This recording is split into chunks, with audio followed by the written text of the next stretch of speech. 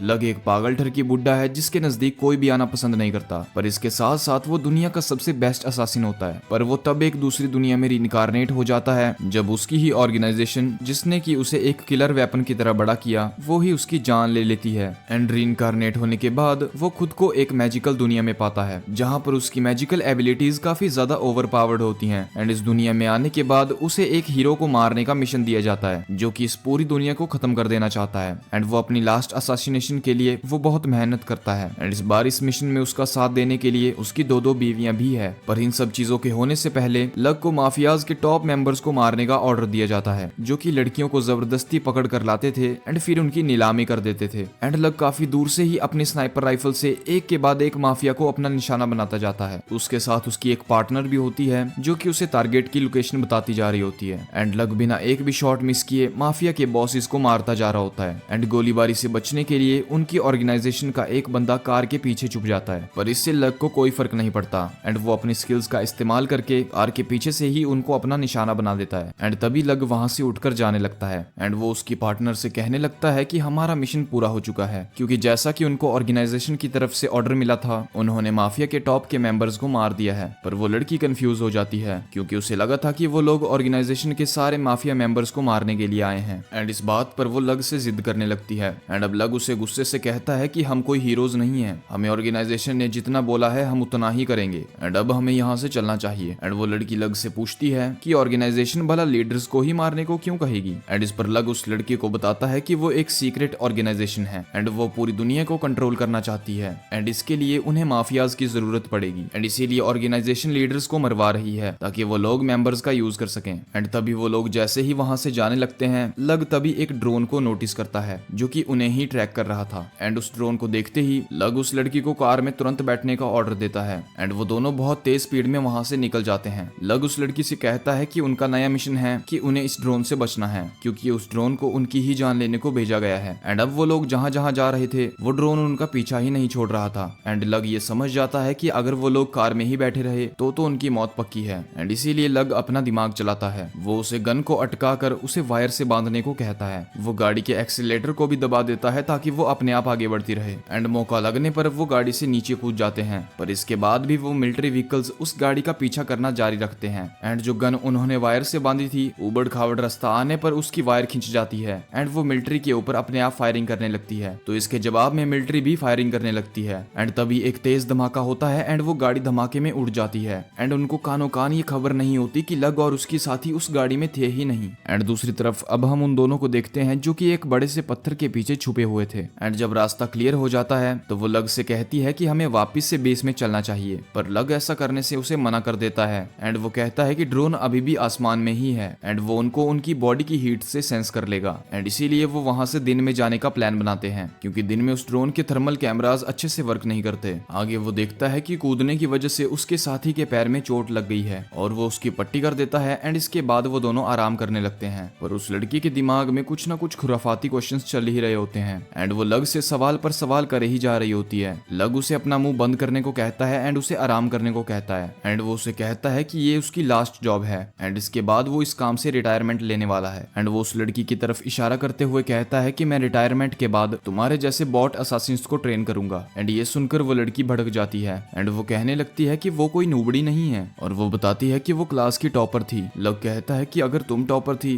तो बाकी के स्टूडेंट्स का बेड़ा गर्क ही होगा फिर। एंड इसके बाद उनकी तू मैं स्टार्ट हो जाती है एंड वो दोनों काफी बहस करने लगते हैं। एंड अचानक लग उसकी ही गन निकालकर उसके ही माथे पर रख देता है। तुम तो अपनी गन को मुझसे बचा भी नहीं पाई, यही है तुम्हारी असासिन वाली स्किल, और तुम कहती हो कि मैं टॉपर थी। अजी कद्दू मेरा, तुम्हें ऐसे ही किसी पर भी भरोसा नहीं करना चाहिए। तुम्हें ऐसा क्यों लगता है कि मैं तुम्हारी जान नहीं लूंगा। एंड लग उस लड़की को इतना ज्यादा डरा देता है कि वो अपनी जगह से हिल भी नहीं पा रही थी। एंड इसके बाद लग उस लड़की को उसकी गन वापस कर देता है एंड वहां पर साइड में जाकर सो जाता है। पर लग को मालूम होता है कि ये मामला यहाँ शांत नहीं होगा। एंड थोड़ी देर के बाद जैसा कि उसने सोचा था बिल्कुल वैसा ही होता है एंड वो पागल औरत उसी पर ही गन तान देती है। एंड जो डायलॉग लग ने उसे मारे थे वो उसी के डायलॉग्स को उसी पर ही मारने लगती है। लेकिन लग उसे ये कहकर चिढ़ाने लगता है कि मुझ पर गोली चलाना तुम्हारे बस की बात नहीं है और तुम तो मुझ पर गोली चला भी नहीं सकती क्योंकि मैंने तुम्हारी गन की गोलियां पहले ही निकाल ली हैं, तो इसीलिए चुपचाप जाकर सो जाओ। एंड अब सुबह होने के बाद वो लोग बेस में पहुंच जाते हैं एंड वो ऑर्गेनाइजेशन को कांटेक्ट करते हैं एंड वो लोग उन्हें एक ड्रॉर के बारे में बताने लगते हैं जिसमें उन्हें कंट्री से बाहर जाने के लिए सारी इंपॉर्टेंट चीजें मिल जाएंगी। एंड उस ड्रॉवर के अंदर 2 फेक पासपोर्ट्स होते हैं एंड जापान जाने के लिए 2 टिकट्स भी होती हैं। एंड अब शाम होते ही वो लोग अपनी फ्लाइट में बैठ जाते हैं। एंड अब फ्लाइट में बैठे बैठे लग अपने फ्यूचर को इमेजिन करने लगता है कि वो कैसे नए नए असासिन्स को इंस्ट्रक्ट करेगा। पर अचानक से प्लेन में बहुत ज्यादा हलचल होने लगती है एंड वो बगल ही में बैठे हुए एक पैसेंजर के फोन में देखता है, जिसके फोन में ये न्यूज चल रही होती है कि उनके प्लेन को हाईजैक कर लिया गया है। पर वो लड़की उसके पास आती है एंड वो उससे कहने लगती है कि यहाँ तो कोई हाईजैकर है ही नहीं। तो लग उसे बताता है कि ये कोई हाईजैकिंग नहीं है, ऑर्गेनाइजेशन उसे मरवाना चाहती है। एंड इसके बाद लग वहाँ से खड़ा होकर कॉकपिट एरिया की तरफ जाने लगता है। हालांकि एयर होस्टेस उसे रोकने आती है पर लग उसे बेहोश कर देता है। एंड जैसे ही लग अंदर जाता है तो वो देखता है कि दोनों पायलट्स को गोली मार दी गई है। पर तभी लग की नजर सामने वाली खिड़की के बाहर जाती है एंड वो देखता है कि उसकी खिड़की के बाहर एक फाइटर जेट भी है। एंड उस फाइटर जेट को देखते ही लग समझ जाता है कि आज तो उसकी जिंदगी खत्म होने वाली है। एंड वो उस प्लेन को कंट्रोल करने की कोशिश कर रहा होता है पर प्लेन का सिस्टम खराब होने की वजह से वो ऐसा नहीं कर पा रहा था। एंड तभी वो फाइटर जेट उस प्लेन पर अपनी मिसाइल से अटैक कर देता है। एंड जब उसकी आंखें खुलती है तो वो देखता है कि वो एक अजीब सी ही दुनिया में पहुंचा हुआ है। एंड वहाँ एक सुंदर सी गॉडेस होती है जो कि उसका स्वागत करती है। एंड जिसके बाद वो गॉडेस उसका मजाक उड़ाने लगती है एंड वो कहने लगती है कि वो अपनी दुनिया का सबसे बेस्ट असासिन था, लेकिन उसकी जान उसकी ही ऑर्गेनाइजेशन ने ले ली। एंड अब लग को कुछ भी समझ नहीं आ रहा था एंड वो उस गॉडेस से पूछने लगता है कि वो अभी कहाँ है और यहाँ ये सब चल क्या रहा है। ये सुनकर गॉडेस उसे 2 ऑप्शन देती है। पहला कि वो बेबी की तरह वापस से अर्थ में पैदा हो जाए, पर अगर ऐसा होता है तो उसके पास पास्ट की कोई भी मेमोरीज नहीं होंगी, या फिर दूसरा कि वो मैजिक भरी दुनिया में पैदा हो जहाँ पर उसके पहले की जिंदगी के उसके पास सारे एक्सपीरियंस और मेमोरीज होंगी। एंड उस जिंदगी में वो अपनी स्किल्स का इस्तेमाल करके एक क्वेस्ट को कंप्लीट करने की कोशिश करेगा जिसमें उसे एक और बार असासिनेशन परफॉर्म करनी है। एंड वो गॉडेस उसे बताती है कि उसे उस दुनिया के हीरो को मारना है। एंड ये सब सुनकर लग उससे पूछता है कि रीइंकारनेशन इतनी आसान चीज है क्या। इस पर उसे वो गॉडेस बताती है कि सोल हमेशा रीइंकारनेट होते रहते हैं, पर फर्क सिर्फ इतना होता है कि उनकी पास्ट मेमोरीज को मिटा दिया जाता है, पर जो सोल स्पेशल होती हैं उनको 2 ऑप्शंस मिलते हैं। एंड अगर तुम्हारी बात की जाए तो तुम उनसे भी खास हो क्योंकि तुम्हें तुम्हारी मेमोरी को रखने का भी ऑप्शन दिया जा रहा है। एंड अब लग ये सोचने लगता है कि उसे उसकी पिछली जिंदगी में बचपन से ही एक किलर वेपन की तरह ट्रेन किया गया और बस वो दूसरों के हाथों में एक इमोशनलेस टूल बना रहा। एंड जिन लोगों के लिए उसने इतना सब कुछ किया,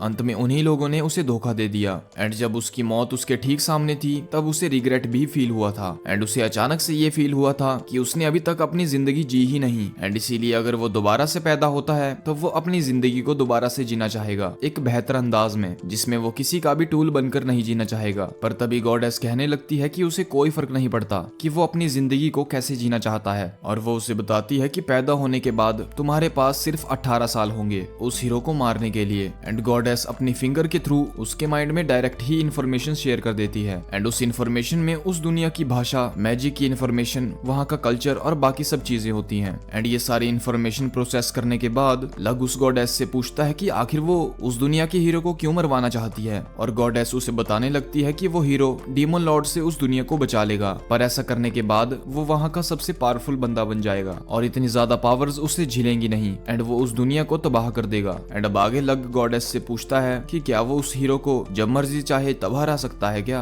पर गॉडेस उसे ऐसा करने से मना करती है क्योंकि वो हीरो एक ऐसा इंसान है जो कि इतनी ताकत रखता है कि वो डीमन लॉर्ड तक को भी हरा सकता है। तो लग उसे तब तक ना मारे जब तक वो डीमन लॉर्ड को नहीं हरा देता। एंड इसके बाद वो गॉडेस उसे अलग अलग कार्ड्स दिखाती है जिनमें अलग अलग एबिलिटीज होती हैं। एंड लग अलग अलग कैटेगरीज से कुछ कार्ड्स चुनता है। एंड गॉडेस उसे स्पेशल बोनस भी देती है जिससे वो चारों मैजिक एट्रीब्यूट्स को यूज कर सकता है। एंड जब उसकी सारी तैयारी हो जाती है तो गॉडेस उसे गुड लक बोलकर दूसरी दुनिया में भेज देती है। एंड अब हम देखते हैं कि लग का जन्म बहुत ही खानदानी फैमिली में होता है जो कि एक रॉयल सर्जन की फैमिली है, पर सीक्रेटली वो एक हाईली ट्रेंड असासिन का एक गिल्ड है। एंड अब लग को पैदा हुए को कई साल बीत जाते हैं। एंड हमको ये पता चलता है कि जब से लग ने चलना शुरू किया था तभी से उसकी ट्रेनिंग शुरू करवा दी गई थी। एंड एक दिन वो जंगल में जाता है अपनी स्किल्स को टेस्ट करने के लिए। एंड वो वहाँ एक रैबिट को देखता है जिसे कि उसे मारना है। एंड अब वो रैबिट के ट्रैक्स को फॉलो करने लगता है। एंड वो एक पेड़ पर चढ़कर उसकी टहनी से उल्टा लटक कर अपने एरो से रैबिट पर निशाना लगाता है जो कि उसकी आंखों से होता हुआ आर पार हो जाता है। एंड अब वो उस रैबिट को अपने घर ले आता है जहाँ पर उसकी मॉम उससे बहुत खुश होती है।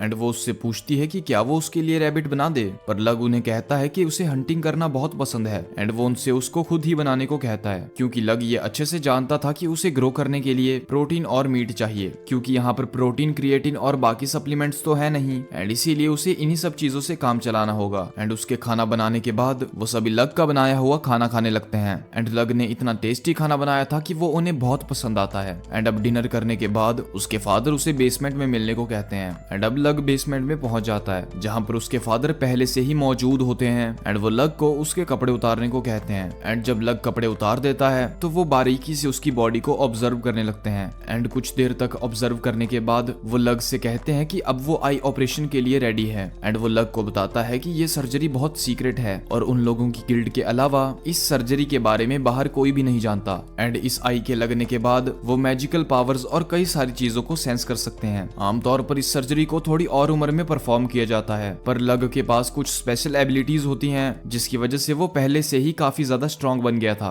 एंड इसीलिए वो इसी उम्र में सर्जरी के लिए रेडी हो गया था। फिर इसके बाद ल्यूक के फादर उसको मैजिकल आइस दिखाते हैं जो कि ग्लो कर रही होती है। एंड उसके फादर उसको बताने लगते हैं कि इस आइस का इस्तेमाल करके हम मैजिकल पावर्स को देख सकते हैं। एंड देन फिर वो ल्यूक से पूछते हैं कि कहीं तुम इस सर्जरी से डर तो नहीं रहे। लेकिन ल्यूक अपने फादर से कहता है कि फादर, मुझे आप पर पूरा ट्रस्ट है। एंड ये सुनकर उसके फादर खुश हो जाते हैं। एंड देन हम देखते हैं कि ल्यूक की सर्जरी सक्सेसफुल होती है। एंड हम ल्यूक को देखते हैं जिसकी आंखों पर पट्टी बंधी होती है। ल्यूक की मॉम उसको खाना खिला रही होती है। एंड तब भी वहां पर उसके फादर भी आ जाते हैं। एंड उसके फादर उसे उसकी पट्टी को हटाने के लिए कहते हैं। एंड वो उससे पूछते हैं कि तुम्हें कैसा फील हो रहा है। एंड ल्यूक जब अपनी आंखों को खोलता है तो वो देखता है कि वो बहुत दूर तक देख पा रहा है। उसको बहुत दूर से नदी के अंदर फिशेस तक दिखाई दे रही होती है। दूर खेतों में काम करते हुए आदमी भी दिखाई दे रहे होते हैं। एंड इतना ही नहीं, वो अपने फादर की मैजिक एनर्जी को भी देख पा रहा होता है। एंड देन उसके फादर उससे कहते हैं कि मैं ये सर्जरी तुम्हें भी सिखा दूंगा, क्योंकि तुम्हें अपने आने वाले फ्यूचर में अपने बच्चों को भी इसी तरह से ट्रेन करना होगा। एंड वो कहते हैं कि हमने तुम्हारे लिए एक मैजिक टीचर भी ढूंढ लिया है। एंड अब से वो तुम्हें मैजिक सिखाएंगे,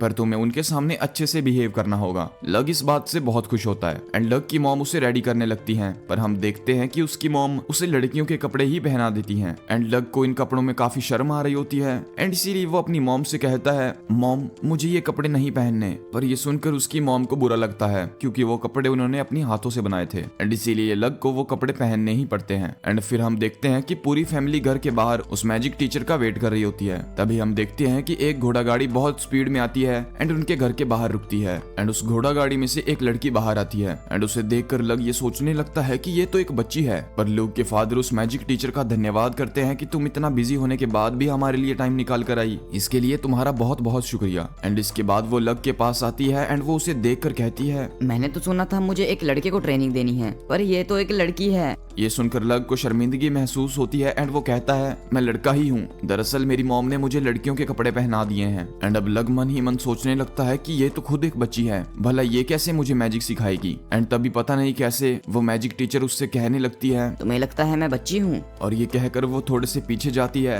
एंड वो अपना फ्लेम मैजिक उनको करके दिखाती है, जिसे देखकर वो समझ जाते हैं कि ये सिर्फ देखने में ही बच्ची है। एंड वो लड़की अपना नाम डिया बताती है। एंड इसके बाद लग डिया को अपना इंट्रोडक्शन देता है कि मेरा नाम लग है और मैं 7 साल का हूँ। अरे वाह, हम दोनों की एज में सिर्फ 3 साल का ही गैप है। मैं तुमसे 3 साल बड़ी हूँ और इसीलिए तुम मुझे डिया कहकर बुला सकते हो। इतना फॉर्मल होने की जरूरत नहीं है, और वैसे भी मैं तुम्हें सिर्फ 2 हफ्तों के लिए मैजिक सिखाने आई हूँ। एंड वो लग को एक मैजिकल स्टोन देती है। एंड वो स्टोन देकर लग से कहती है कि तुम्हें इस स्टोन के अंदर अपनी मैजिकल एनर्जी को इकट्ठा करना होगा। ये एक तरह का मैजिकल स्टोन है जो तुम्हारी माना कैपेसिटी को बताता है। एंड जैसा उसने कहा, लग भी वैसे ही अपनी मैजिकल एनर्जी उस स्टोन के अंदर डालने लगता है, जिसके बाद वो स्टोन ग्लो करने लगता है। एंड डिया उस स्टोन को देखकर लग से कहती है कि तुम्हारे अंदर बहुत ज्यादा माना कैपेसिटी है। एंड ये सुनकर लग और भी ज्यादा एनर्जी को उस स्टोन के अंदर डालने लगता है एंड उसकी माना एनर्जी ओवरफ्लो होने लगती है। एंड ये देखकर डिया डर जाती है एंड वो उसे रुकने के लिए कहती है, पर उसका माना चारों तरफ फ्लो कर रहा था। डिया कहती है कि ये खतरनाक है। एंड अब ल्यूग उस स्टोन को पूरे जोर से हवा में फेंक देता है। एंड थोड़ी देर के बाद उस स्टोन का हवा में ही ब्लास्ट हो जाता है। एंड ब्लास्ट इतना जोर का हुआ था कि उस ब्लास्ट को सुनकर उसके पेरेंट्स भी बाहर आ जाते हैं। एंड वो ल्यूग से पूछने लगते हैं कि अभी अभी यहाँ क्या हुआ। एंड अब डिया ल्यूग के पेरेंट्स से माफी मांगने लगती है। एंड वो उनसे कहने लगती है कि ये सब ल्यूग ने किया है, पर गलती कहीं ना कहीं मेरी भी है, क्योंकि मैं उसे रोक नहीं पाई। पर उसके पेरेंट्स उल्टा गुस्सा होने के बजाय खुश होने लगते हैं। एंड वो ये देखकर खुश होते हैं कि ल्यूग के पास इतनी ज्यादा मैजिकल पावर है कि वो हवा में ब्लास्ट कर पाया। एंड ल्यूग की मॉम भी बहुत खुश होती हैं। एंड ये देखकर डिया समझ ही नहीं पा रही थी कि इतनी खतरनाक पावर्स को देखकर इसके पेरेंट्स भला खुश कैसे हो सकते हैं। एंड इस पर ल्यूग कहता है, मेरी मेरी फैमिली थोड़ी अजीब है, फिक्र मत करो, 2 हफ्तों में तुम्हें आदत हो जाएगी इसकी। एंड देन फिर उसके पेरेंट्स ल्यूक से कहते हैं कि हम थोड़ी देर के लिए बाहर जा रहे हैं एंड इसीलिए तुम्हें डिया के साथ ही रहना होगा एंड इसके साथ अच्छे से मैजिक प्रैक्टिस करना। एंड ल्यूक उनकी बात को मान लेता है एंड इसके बाद उसके पेरेंट्स वहां से चले जाते हैं। जिसके बाद ल्यूक डिया से उसी स्टोन को मांगता है, पर डिया उसे उस स्टोन को देने के लिए मना कर देती है। अपने रूम में सोने के लिए जा रहा होता है एंड वो सोच रहा होता है कि मुझे उस हीरो को हराने के लिए और भी ज्यादा स्ट्रॉन्ग बनना होगा। पर तभी उसके रूम में डिया आ जाती है एंड वो ल्यूक से कहने लगती है कि तुम्हें इतनी रात तक जागे नहीं रहना चाहिए। एंड फिर डिया उसके साथ ही सोने लगती है। पर तभी सोते सोते ल्यूक उससे पूछने लगता है कि हम तो सिबलिंग्स नहीं है ना, फिर तुम मेरे साथ क्यों सो रही हो? पर डिया उससे कहती है कि मैं तुम्हारी टीचर हूँ और इसीलिए तुम्हें मेरी बात चुपचाप माननी चाहिए। जिसके बाद ल्यूक सो जाता है। एंड अगले दिन हम देखते हैं कि डिया ल्यूक को एलिमेंटल पावर का यूज करना सिखा रही होती है। वो ल्यूक को एक स्टोन देती है एंड वो ल्यूक से कहती है कि तुम इसके अंदर अपनी एलिमेंटल पावर को डालो। फिर ल्यूक अपनी एलिमेंटल पावर उसमें डालने लगता है एंड हम देखते हैं कि उस एलिमेंटल स्टोन का कलर चेंज होने लगता है और वो ग्लो करने लगता है। उसके स्टोन का कलर चेंज होकर ब्लू में कन्वर्ट हो जाता है। एंड ये देखकर डिया उससे कहने लगती है कि तुम्हारे पास भी मेरे जैसी सेम 2 तरह की एलिमेंटल पावर है। एंड देन फिर हम देखते हैं कि ल्यूक के पास बहुत सारी एलिमेंटल पावर्स होती हैं एंड डिया उन एलिमेंटल पावर्स को देखकर बिल्कुल हैरान हो जाती है। एंड वो लग से कहने लगती है कि मैंने पहली बार एक ही आदमी के अंदर इतनी ज्यादा एलिमेंटल पावर्स देखी हैं। एंड डिया ल्यूक से कहती है कि जितना तुम माना को फील करोगे उतना ही तुम्हारी एलिमेंटल पावर बढ़ेगी। एंड जैसा कि उसने कहा,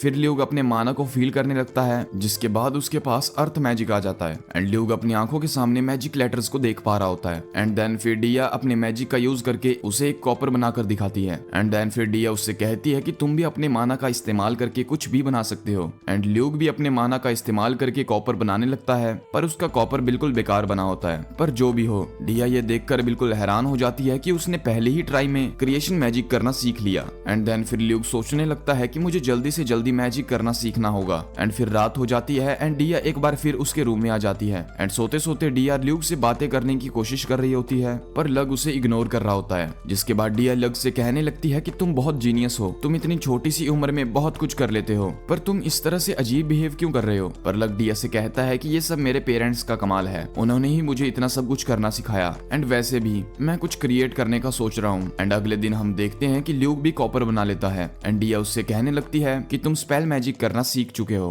एंड इसके बाद लग स्पेल को बोलने की जगह डिया से कहता है कि वो उन स्पेल्स को उसे लिख कर दे। एंड डिया उन स्पेल्स को उसे लिख कर दे देती है। एंड लग उन स्पेल्स को चैंट करने लगता है। एंड लग अब पहले ही ट्राई में एक परफेक्ट आयरन क्यूब बना देता है। जिसके बाद लग उन स्पेल्स को बारीकी से देखने लगता है। एंड लग को ये पता चलता है कि उन स्पेल्स में थोड़ा ही फर्क है। एंड इसके बाद लग डिया से कहता है कि वो बाकी के मेटल्स के भी स्पेल्स लिख दे, जिसके लिए वो मान जाती है। एंड लग जब उन स्पेल्स को स्टडी करने लगता है तो वो देखता है कि उन स्पेल्स के साथ सिर्फ एक ही चीज चेंज हो रही है और वो है उनका एटॉमिक वेट। एंड लग अब डिया को भी समझाने लगता है, पर उसकी मोटी बुद्धि में ये सब चीजें जा ही नहीं रही होती। तो वो आसान भाषा में डिया को समझाने लगता है कि वो मैजिक को मॉडिफाई करके गोल्ड भी बना सकते हैं। एंड अब लग उसे एक मैजिकल स्पेल लिख कर देता है एंड डिया को उसको चैंट करने को कहता है, पर डिया उस मैजिक को चैंट नहीं कर पाती एंड वो नीचे गिर जाती है एंड उसके सिर में दर्द होने लगता है। एंड ये देखकर लग को लगने लगता है कि सभी लोग शायद इस मैजिक को चैंट नहीं कर सकते। पर जब लग उस स्पेल को यूज करता है तो उसके हाथ में एक गोल्ड का बिस्किट आ जाता है। एंड जिसके बाद लग स्पेल में कुछ चेंजेस करता है एंड उस मैजिक को डिया को चैंट करने के लिए दे देता है। एंड इस बार वो मैजिक डिया के लिए भी काम कर जाता है। एंड ये देखकर वो दोनों बड़े खुश होते हैं। जिसके बाद लग अपने मैजिक का इस्तेमाल करके बड़े ही कॉम्प्लेक्स मटेरियल्स को बनाने लगता है। वो एक नदी के किनारे जाते हैं एंड वो अपने मैजिक का इस्तेमाल करके एक राइफल बना देता है। वो उस राइफल से मैजिकल बुलेट्स भी शूट करने लगता है। एंड दिया भी इस मैजिकल राइफल का यूज कर लेती है। एंड ये देखकर वो बड़ा ही खुश था, क्योंकि वो स्पेल का इस्तेमाल उस हीरो को मारने के लिए कर सकता है। लेकिन इतने तगड़े हीरो को मारने के लिए इतनी छोटी सी गन तो काम नहीं करेगी। एंड इसीलिए वो बड़ा सा कैनन बना देता है। एंड जब वो उस बड़ी सी तोप का इस्तेमाल करके एक छोटे से आइलैंड पर फायर करता है तो वो पूरा आइलैंड तबाह हो जाता है। उसकी फायर पावर बिल्कुल कमाल की थी। लेकिन लग साथ में ये भी देखता है कि उस कैनन का हेड बिल्कुल फट चुका था, यानी उस कैनन के हेड को बनाने के लिए उसे थोड़े और मोटे मटेरियल की जरूरत पड़ेगी। एंड वो दिया से पूछता है कि क्या वो कैनन बनाना चाहेगी, पर वो कहती है कि वो अभी गन से ही खुश है। रात में जब वो दोनों साथ में सो रहे होते हैं, दिया तब थोड़ी इमोशनल हो जाती है, क्योंकि आज उसका वहाँ पर आखिरी दिन होता है एंड अगले दिन उसे अपनी किंगडम के लिए निकलना होगा। पर क्योंकि अपने इस शेरांड बच्चे में कोई इमोशन है ही नहीं, वो अपने मैजिक का इस्तेमाल करता है एंड बहुत ज्यादा स्ट्रॉन्ग मटेरियल से उसे एक डैगर बनाकर देता है। एंड उस मटेरियल को इस दुनिया में देखा ही नहीं गया था। एंड वो दिया को दिखाता है कि ये चाकू कितना तेज है। एंड वो नाइफ उसे देते हुए कहता है कि ये उसकी तरफ से उसके लिए गिफ्ट है। दिया उस डैगर को लेकर खुश हो जाती है एंड वो उस डैगर के बदले में उसे अपना पेंडेंट देती है जिसमें कि एक सुंदर सा फार स्टोन है। एंड वो लग से प्रॉमिस करवाती है कि अगर वो लग से मिलना चाहेगी तो लग उससे मिलने जरूर आएगा। एंड अगले दिन वो अपने गैरेज में बैठकर वहां से जाने लगती है। एंड जाते जाते वो ये कहकर जाती है कि वो वापस यहाँ एक दिन जरूर आएगी। एंड इसके बाद लग के फादर उससे कहते हैं कि वो उसके शरीर से बहुत ज्यादा माना को सेंस कर पा रहे हैं। एंड अब वो टाइम आ गया है कि वो उसकी फैमिली के बारे में सब कुछ जान ले। एंड आगे के सीन में हम देखते हैं कि वो दोनों गैरेज में बैठकर कहीं जा रहे होते हैं। एंड जाते जाते उसके फादर उससे कह रहे होते हैं कि अब वो पूरी तरह से तैयार हो चुका है एक असासिन की तरह अपना दुनिया में पहला कदम बढ़ाने के लिए। एंड वो उसे लेकर एक ऐसे जेल में जाते हैं जहां पर ऐसे क्रिमिनल्स हैं जिन्हें की मौत की सजा सुनाई जा चुकी है। एंड उन क्रिमिनल्स को इनकी फैमिली को दिया गया है ताकि वो इन क्रिमिनल्स पर नए नए ड्रग्स और असासिनेट टेक्निक्स को प्रैक्टिस कर सकें। एंड अब लग अपने फादर से पूछता है कि आपने मुझे ऐसा क्यों सिखाया कि हर बंदे के पास ह्यूमन इमोशंस होने चाहिए, क्योंकि किसी की जान लेने के लिए ये तो बस उसके रास्ते में ही आएंगे ना। पर इसके ऊपर उसके फादर कहते हैं कि वो कोई टूल नहीं है, वो एक ह्यूमन है और वो चाहते हैं कि एक असासिन के अलावा उसकी एक नॉर्मल ह्यूमन की तरह लाइफ भी हो एंड वो एक नॉर्मल इंसान की तरह अपने सारे इमोशंस को एंजॉय करे। एंड इसके बाद वो दोनों एक सेल में आते हैं जहां पर उसके फादर उसे एक 19 साल की लड़की को दिखाते हैं। वो उसके मुंह पर लगी पट्टी को हटा देते हैं जिसके हटने के बाद वो लड़की अपनी जिंदगी के लिए भीख मांगने लगती है। लेकिन लग के फादर उससे बताते हैं कि ये लड़की एक ओल्ड कपल के घर चोरी करने गई थी। एंड जब उन कपल्स ने इसे चोरी करते हुए देख लिया तो इस लड़की ने उन दोनों को मार दिया। एंड जिसके बाद इस लड़की ने उन दोनों के घर में आग भी लगा दी। लेकिन वो लड़की अपनी सफाई में कहने लगती है कि मैं तो बस उनके घर में खाना ढूंढ रही थी, उन कपल्स की मौत तो गलती से हो गई और इसीलिए उसने उस घर में आग लगा दी क्योंकि वो बहुत डर गई थी। और वो रोते हुए कहने लगती है कि आप मुझे छोड़ दो और वो जिंदा रहने के लिए कुछ भी कर सकती है। लेकिन हमारा लग बिना हिचकिचाए आगे जाता है एंड उसके एक हाथ को काट देता है। और ये देखकर वो लड़की बिल्कुल हैरान हो जाती है और अपने साथ इतना बुरा होते देख वो उन दोनों को वहां से गंदी गंदी गालियां निकालने लगती है। कमीने साले, मैं तुझे छोड़ूंगी नहीं, तूने कहा था कि अगर मैं रहूंगी तो तू मुझे बख्श देगा। पर हमारा लग जानता है कि उसके जैसे लोग कैसे होते हैं और लग एक ही बारी में अपना डैगर उसकी गर्दन से आर पार कर देता है एंड उसका किस्सा वहीं खत्म हो जाता है। एंड इस घटना को हुए कई साल बीत जाते हैं एंड अब लग 10 साल का हो चुका है एंड वो अपनी फैमिली के साथ मार्केट में पहुंचा है क्योंकि सर्दियां आने वाली हैं और सभी लोग अपना सामान जल्दी से जल्दी बेचना चाहते हैं। एंड इसके बाद लग अपनी स्पेशल साइट का यूज करके लोगों के माना को देखने लगता है क्योंकि आफ्टर ऑल उसे 8 साल बाद हीरो को असासिनेट जो करना है एंड ये चीज इतनी आसान नहीं होगी एंड इसके लिए उसे एक असिस्टेंट की भी जरूरत पड़ेगी। लेकिन बहुत ढूंढने के बाद भी उसे कोई काम का इंसान दिखता ही नहीं है। एंड अब अगले दिन वो फिर से जंगलों में हंट करने के लिए जाता है एंड हम देखते हैं कि जंगलों के बीच में बर्फ पड़ने लगी है एंड देन उसे भेड़ियों के चिल्लाने की आवाज सुनाई देती है। तो लग अपने कान जमीन पर लगाता है एंड देन उसे पता चलता है कि शायद भेड़िए अपने शिकार के लिए जा रहे होंगे। एंड लग अब उनके शिकार को छीनने की उम्मीद में उनकी तरफ जाने लगता है। एंड अब भेड़ियों का पीछा करते करते लग एक जगह पर पहुंचता है जहां पर वो देखता है कि वो भेड़िए कोई शिकार नहीं कर रहे बल्कि उन्होंने तो एक छोटी सी लड़की को चारों तरफ से घेर रखा है। एंड अब एक वुल्फ उस लड़के के ऊपर हमला करने के लिए जाता है पर तभी हमारा लग अपने एरो से उस वुल्फ को शूट कर देता है एंड जिसके बाद वो उस लड़की को बचाने के लिए उसके सामने कूद जाता है। एंड लग उन वुल्फ के साथ थोड़ी प्रैक्टिस भी करना चाहता है एंड इसीलिए लग अब अपने सारे इक्विपमेंट्स उतार कर उस लड़की के पास पकड़ा देता है एंड अपने मैजिक का इस्तेमाल करके वो अपने हाथों और अपनी बॉडी में आर्मर ले आता है। एंड अब एक वुल्फ लग के ऊपर अटैक कर देता है पर लग अपना नाइफ उसकी गर्दन में घुसाकर उसे वहीं खत्म कर देता है। एंड अब एक और वुल्फ उस लड़की की तरफ अटैक करने के लिए जाता है पर लग उस वुल्फ को लात मारकर उसे दूर फेंक देता है। एंड अब इसके बाद 2 वुल्फ साथ मिलकर लग के ऊपर हमला करते हैं एंड उसके दोनों हाथों को अपने जबड़ों में पकड़ लेते हैं। लेकिन वो दोनों वुल्फ मिलकर भी उसके आर्मर को नहीं तोड़ पाते। एंड अब लग अपने हाथों को जोर लगाकर घुमाता है जिससे वो वुल्फ गुलाटी मारकर नीचे गिरते हैं। एंड अब इसके बाद सिर्फ एक वुल्फ बचता है जिसे वो मुक्का मारकर वहीं खत्म कर देता है। जिसके बाद वो उस लड़की से पूछने लगता है कि तुम इस फॉरेस्ट में अकेली क्या कर रही हो। लेकिन वो लड़की घबरा जाती है और वो लड़की यान से कहने लगती है कि वो कोई बुरी इंसान नहीं है। एंड वो कहने लगती है कि प्लीज आप मुझे मारना मत। एंड वो लड़की कहने लगती है कि उसकी फैमिली काफी गरीब है तो मेरी फैमिली ने कुछ मेंबर्स को कम कर दिया है। एंड ये सुनकर लग को उसके लिए काफी ज्यादा बुरा लगने लगता है एंड लग उसे अपनी जैकेट उतार कर दे देता है एंड उसके लिए कुछ खाने के लिए बनाने लगता है। एंड लग अब उसे खाना देते हुए कहने लगता है कि ये खाना गर्म है और वो उसे धीरे धीरे खाए। एंड इसके बाद वो लड़की अपना नाम टाट बताती है एंड जिसके बाद लग भी उसे बताता है कि वो इस एरिया के लॉर्ड का बेटा है। एंड ये सुनकर वो लड़की काफी ज्यादा खुश हो जाती है एंड वो लग से कहने लगती है कि मुझे आज एक सपना आया था एंड सपने में मुझे गॉड दिखाई दिए थे जो कि कह रहे थे कि आज तुम एक अच्छे इंसान से मिलोगी। तो लग को लगने लगता है कि गॉडेस शायद उसकी मदद करना चाहती है क्योंकि हमारे लग के डायरेक्ट गॉड से लिंक है। और टाट को देखकर लग को लगने लगता है कि वो उसकी असिस्टेंट बनने के लिए परफेक्ट है एंड वो टाट को अपने साथ लेकर जाना चाहता है। मैं तुम्हें अपने साथ लेकर चलूंगा, तुम्हें कोई दिक्कत तो नहीं है ना? तुम्हें किसी भी चीज की कोई भी कमी नहीं होगी, पर मेरी एक शर्त है, तुम्हें बस मेरे हर एक ऑर्डर को फॉलो करना होगा, जिसमें हो सकता है कि शायद तुम्हें लोगों को मारना भी पड़े। एंड अब ये सारी चीजें बताने के बाद लग फाइनल डिसीजन टाट पर ही छोड़ देता है। एंड अब थोड़ी देर के बाद जब लग उस लड़की से पूछता है कि क्या वो उसके साथ आएगी या नहीं, टाट खुशी खुशी उसके साथ आने के लिए रेडी हो जाती है, क्योंकि टाट की पूरी जिंदगी में कोई भी उसे नहीं चाहता था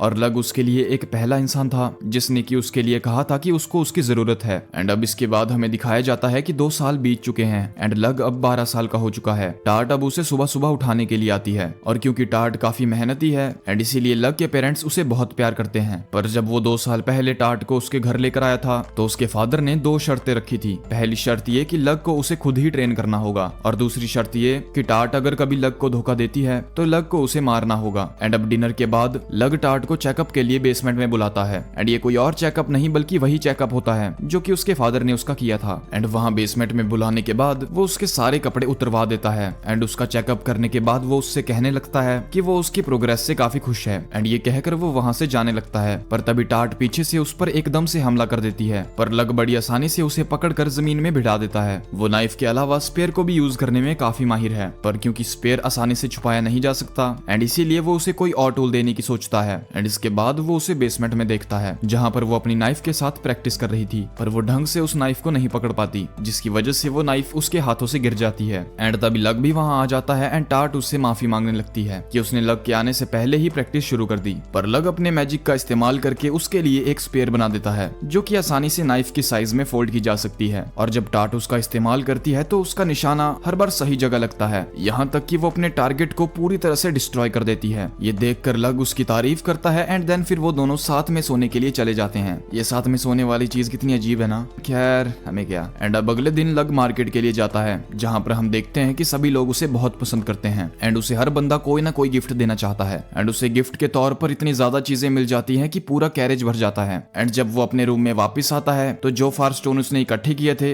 वो उनका भंडार दिखता है और दिया ने भले ही उसको ना बताया हो कि इन स्टोन्स को कैसे बनाया जाता है, पर हमारा लग इतना जीनियस बन चुका है कि उन स्टोन्स को खुद ही एनालाइज करके उसने ये सीख लिया कि इन स्टोन्स को कैसे बनाया जाता है, जिसके बाद वो उन स्टोन्स में माना डालकर रख देता है ताकि आने वाले टाइम में वो उन स्टोन्स को वेपन्स की तरह इस्तेमाल कर पाए। तभी वहां पर टाट भी पहुंच जाती है जो कि लग को बताने लगती है कि उसके फादर उसे बेसमेंट में बुला रहे हैं। एंड जब लग बेसमेंट में पहुंचता है तो उसके फादर उससे टाट की एबिलिटीज के बारे में पूछते हैं। लग उन्हें बताता है कि उसने टाट को इतना ज्यादा ट्रेन किया है कि वो इतनी काबिल हो गई है कि उसके अंदर उतनी ही पावर है जितने पावरफुल हमारे एक्सटेंडेड फैमिली के मेंबर्स हैं। एंड उसके फादर उससे पूछते हैं क्या हम इस लड़की पर भरोसा कर सकते हैं, क्योंकि हो सकता है किसी स्पाई ऑर्गेनाइजेशन ने इसे भेजा हो ताकि ये लड़की हमारे फैमिली सीक्रेट्स को चुरा पाए। एंड लग ये कहने लगता है कि ऐसा नहीं हो सकता, मैं पिछले कई सालों से उसकी बॉडी मूवमेंट्स एंड खुद भी उस पर पूरी तरह से नजर रख रहा हूँ, वो एक स्पाई नहीं हो सकती। एंड अगर मुझे जरा से भी भनक लगती कि ये एक स्पाई है तो मैं इसे कब का मार चुका होता। मुझे भी ऐसा लगता है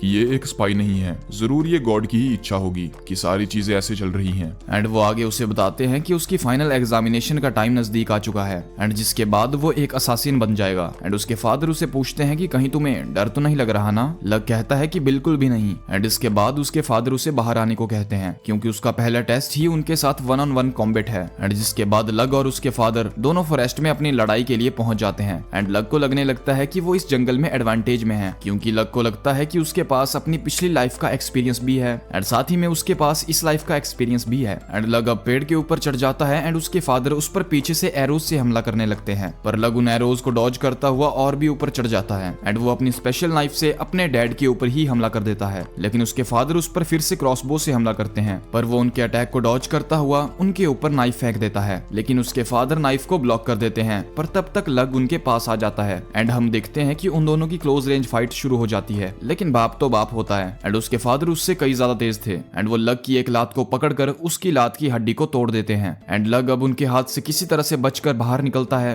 एंड वो झाड़ियों में छुपकर अपने पैर को हील करने लगता है। एंड हील होने के बाद वो वहां से भागने लगता है, पर उसके डैड को पता था कि आखिर ये बच्चा तो मेरा ही है एंड ये भागने की कोशिश जरूर करेगा एंड इसीलिए उन्होंने वहां पर पहले ही ट्रैप बिछा कर रखा था। लग उन सारे ट्रैप्स को डॉज करता हुआ आगे बढ़ जाता है, पर तभी उसके डैडी उसके ऊपर हमला करने के लिए आते हैं एंड जिसके बाद वो दोनों नाइफ से ही लड़ने लगते हैं। लग उनके हाथ को पकड़ता है एंड उनकी पसलियों पर खींच के लात मारता है एंड उस लात को खाने के बाद इस बार छुपने की बारी उसके डैड की होती है एंड वो जाकर झाड़ियों में छिप जाते हैं। एंड थोड़ी देर के बाद वो झाड़ियों से बाहर आते हैं एंड वो लग के ऊपर चाकू से हमला कर देते हैं, पर हमारा लग बहुत बहुत शाना होता है एंड उसने इस चीज को पहले ही प्रिडिक्ट कर लिया था, जिसकी वजह से वो अपने बाप के नाइफ को डॉज कर लेता है। पर तभी उसके फादर उसके शोल्डर को जख्मी कर देते हैं, पर इस दौरान लग ने भी अपनी नाइफ को उनकी गर्दन पर रख दिया था और इस तरह से वो इस बैटल को जीत जाता है। एंड इसके बाद वो जंगल से बाहर आ जाते हैं, जहाँ पर हम देखते हैं कि टाट उन दोनों के लिए चाय बना रही थी। एंड अब उसके फादर उसकी चोट पर पट्टी करते हुए कहते हैं, मैंने वो सब कुछ तुम्हें सिखा दिया है जो मुझे आता था एंड अब टाइम आ चुका है कि तुम खुद असासिनेशन मिशन पर जाओ। एंड उसके डैड उसे एक ऐसे हरामी अमीर बंदे को मारने के लिए लेकर जाते हैं जो कि अपने पैसों का गलत इस्तेमाल करके लड़कियों का फायदा उठाता है। एंड अब अपने मिशन को कंप्लीट करने के बाद वो दोनों खिड़की से बाहर कूदकर बाहर निकल जाते हैं। एंड इस रात वो कई सारे असासिन मिशन को कंप्लीट करते हैं। वो बहुत खतरनाक तरीके से किसी को पॉइजन दे देते हैं तो किसी को आग लगाकर वहीं गोस्ट राइडर बना देते हैं। एंड मेन बात, वो सारी असासिनेशंस को एक एक्सीडेंट की तरह दिखाते हैं ताकि कोई भी उनके ऊपर शक न कर पाए। एंड अब अगले दिन लग के फादर उसे अपने साथ एक रिच नोबल के घर लेकर जाते हैं। एंड वहां जाकर जब वो वापस जाने लगते हैं तब वो लग को उसके लास्ट ट्रायल के बारे में बताने लगते हैं। वो उसे बताते हैं कि एक बहुत ही फेमस मर्चेंट है एंड लग को उसकी नाजायज औलाद की तरह रहना होगा एंड उसके पास सिर्फ 2 साल का टाइम होगा एक फेमस मर्चेंट बनने के लिए। एंड ये चीज उसकी फ्यूचर असासिनेशन के लिए बहुत काम आएगी, क्योंकि कई बार नोबल्स मर्चेंट्स को अपने घरों पर बुलाते हैं। एंड मेन बात तो यह है कि कभी कभी तो सिक्योरिटी उनको चेक भी नहीं करती। एंड इसके बाद लग के फादर उसके लिए एक पार्टी ऑर्गेनाइज करते हैं एंड वहां पर हम देखते हैं कि लग की सारी एक्सटेंडेड फैमिली भी वहां पहुंची है। एंड वो ये अनाउंस करने लगते हैं कि लग उनकी फैमिली का यंगेस्ट मेंबर है जो कि असासिन बन चुका है। एंड इसके बाद वो ये भी अनाउंस करते हैं कि उनकी मौत के बाद लग ही उनकी फैमिली का हेड मेंबर बनेगा। लेकिन इस वाली बात से कई लोगों के मुंह बन जाते हैं। एंड एक लड़का तो यहाँ तक चिढ़ जाता है कि वो लग के ऊपर एक गिलास मारकर उसका माथा फोड़ देता है। एंड वो लग के बारे में कहने लगता है कि वो अपने से छोटे लड़के को फैमिली के हेड की तरह नहीं देख सकता। एंड वो लड़का जोश जोश में उसे फाइट के लिए चैलेंज कर देता है। एंड अब लग की फैमिली तो बिल्कुल चिल होती है, क्योंकि उन्हें पता था कि लग कितना ज्यादा स्ट्रॉन्ग है एंड इसीलिए वो फाइट के लिए हाँ कर देते हैं। लेकिन वो पपलू इससे पहले कुछ कर पाता, लग ने उसकी गर्दन पर पहले ही चाकू रख दिया था और उनकी फाइट शुरू होने से पहले ही खत्म हो जाती है। एंड इसके बाद रात को वो अपने कजिन से मिलने जाता है एंड उसे लगने लगता है कि लग उसकी बेइज्जती करने के लिए आया है, पर हमारा लग उससे कहने लगता है कि वो उससे काफी ज्यादा स्ट्रॉन्ग और समझदार है, तो वो असासिन से बेहतर एक नाइट बन सकता है। और लग कहता है कि वो उसे एक अच्छी पोजीशन भी दे देगा। इस पर वो लड़का थोड़ा सा हिचकिचाता जरूर है, लेकिन वो बाद में मान जाता है, जिसके बाद लग उसे गिफ्ट के तौर पर अपनी मैजिक से बनाई हुई एक स्वॉर्ड देता है। एंड अब अगले दिन लग अपना सारा सामान बांध लेता है एंड वो उस लड़की के साथ एक नई सिटी की तरफ निकल जाता है, जहाँ पर वो एक मर्चेंट की तरह अपनी जिंदगी को दोबारा से शुरू करेगा। एंड वहाँ पर उसका नाम इलिक होगा। एंड देन इसके बाद हम देखते हैं कि वो लोग शहर में पहुंच जाते हैं एंड हमें पता चलता है कि ये टाउन बेसिकली उस पूरे किंगडम का ट्रेड सेंटर है। एंड यहाँ पर पहुंचकर वो दोनों अपना गेटअप चेंज कर लेते हैं। एंड अब लग अपना गेटअप चेंज करने के लिए अपने बालों का कलर ब्लैक कर देता है और वो एक चश्मा लगा लेता है। एंड इसके बाद हम महा को देखते हैं जो कि अनाथ है एंड वो कुछ और अनाथ लड़कियों के साथ मिलकर टूरिस्ट को वहां पर गाइड करने का काम करती है। एंड ऐसा करते करते उन लोगों के पास काफी ज्यादा पैसे इकट्ठा हो जाते हैं एंड इससे उन्हें लगता है कि वो अपने रहने के लिए एक कमरा ले लेंगे। लेकिन तभी वहां पर कुछ लोग आ जाते हैं एंड उन्हें देखकर महा अपने मैजिक को एक्टिवेट कर लेती है एंड वो उन लोगों पर अटैक करके बाकी सारी लड़कियों को वहां से भागने को कहती है। पर वो लड़कियां इस चीज के लिए बहुत देर कर देती हैं, जिसकी वजह से वो सारे लोग उन लड़कियों को पकड़ लेते हैं एंड वो लोग उन लड़कियों को एक ऑर्फनेज में लेकर जाते हैं एंड वो उनसे कहते हैं कि तुम्हें अब से यहीं रहना होगा एंड अगर उन्होंने भागने की कोशिश करी तो उन्हें मार दिया जाएगा। उन सभी लड़कियों को रहने के लिए एक कमरा दिया जाता है एंड खाने का सामान भी वो लोग उनके मुंह पर मारकर वहां से चले जाते हैं। एंड अब अगले दिन वो उन लड़कियों से बहुत ज्यादा काम करवाते हैं, लेकिन जब उन लड़कियों को कपड़े सीलने का काम दिया जाता है तो एक लड़की के हाथ में सुई चुभ जाती है, जिसकी वजह से उसे काफी दर्द होती है एंड वो 1 सेकंड के लिए काम करना बंद कर देती है। लेकिन तभी एक बंदा उसे लात मारकर नीचे गिरा देता है एंड ये देखकर एक लड़की उसे बचाने के लिए आती है, लेकिन वो आदमी उसके भी मुंह पर लात मार देता है, जिसके बाद वो आदमी उस लड़की को बेहोश करके एक कमरे में डाल देता है एंड वो सारी लड़कियों के सामने ये कहने लगता है, अगर तुम सभी में से किसी ने भी मेरे खिलाफ जाने की कोशिश करी तो तुम्हारा हाल भी इसी लड़की जैसा होगा। एंड फिर जब शाम को वो सारी लड़कियां खाना बना रही होती हैं तभी उनके पास एक आदमी आता है एंड वो आदमी एवा को महा के साथ बाहर बुलाता है एंड वो बाहर एवा से कहने लगता है कि वो अपने कपड़े उतारे।